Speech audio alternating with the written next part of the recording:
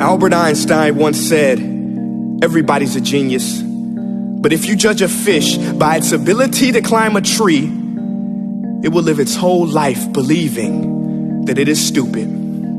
Ladies and gentlemen of the jury, today on trial we have modern day schooling. Glad you could come. Not only does he make fish climb trees, but also makes them climb down and do a 10-mile run. Tell me, school, are you proud of the things you've done?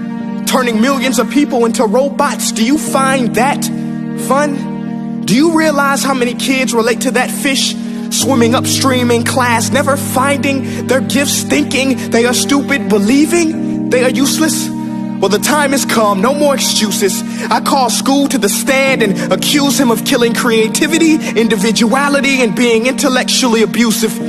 He's an ancient institution that has outlived his usage. So, Your Honor, this concludes my opening statement, and if I may present the evidence of my case, I will prove it. Proceed. Exhibit A. Here's a modern day phone. Recognize it? Here's a phone from 150 years ago.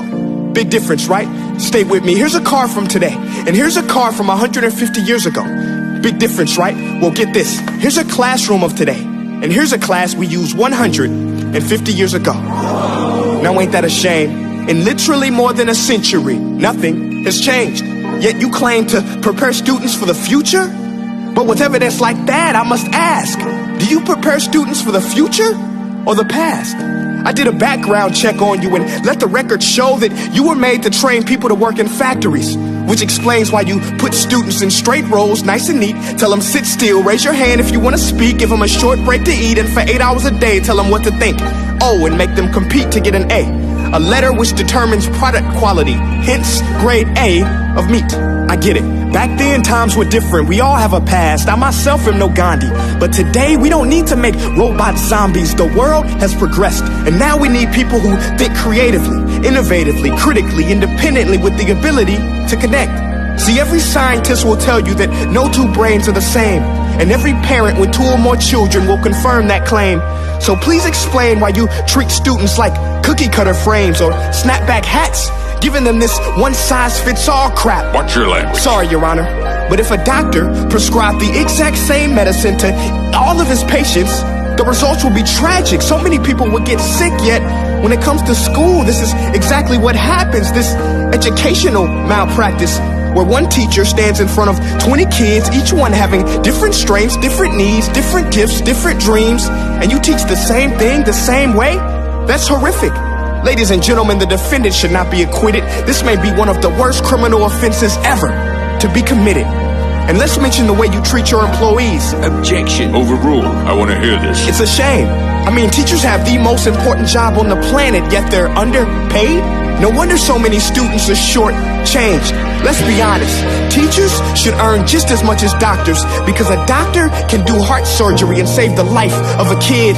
But a great teacher can reach the heart of that kid and allow him to truly live. See, teachers are heroes that often get blamed, but they're not the problem. They work in a system without many options or rights. Curriculums are created by policymakers, most of which have never taught a day in their life. Just obsessed with standardized tests. They think bubbling in a multiple choice question will determine success. That's outlandish.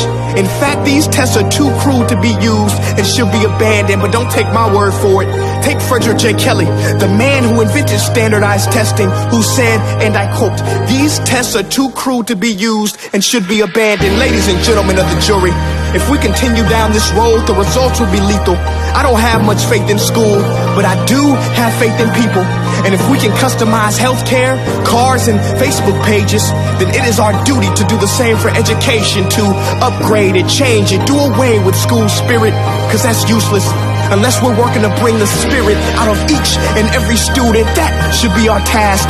No more Common Core. Instead, let's reach the core of every heart in every class. Sure, math is important, but no more than art or dance. Let's give every gift an equal chance. I know this sounds like a dream, but countries like Finland are doing impressive things. They have shorter school days. Teachers make a decent wage. Homework is non-existent, and they focus on collaboration instead of competition. But here's the kicker, boys and girls. Their educational system outperforms every other country in the world. Other places like Singapore are succeeding rapidly. Schools like Montessori, programs like Khan Academy. There is no single solution, but let's get moving. Because while students may be 20% of our population, they are 100% of our future. So let's attend to their dreams, and there's no telling what we can achieve. This is a world in which I believe, a world where fish are no longer forced to climb trees. I rest my case.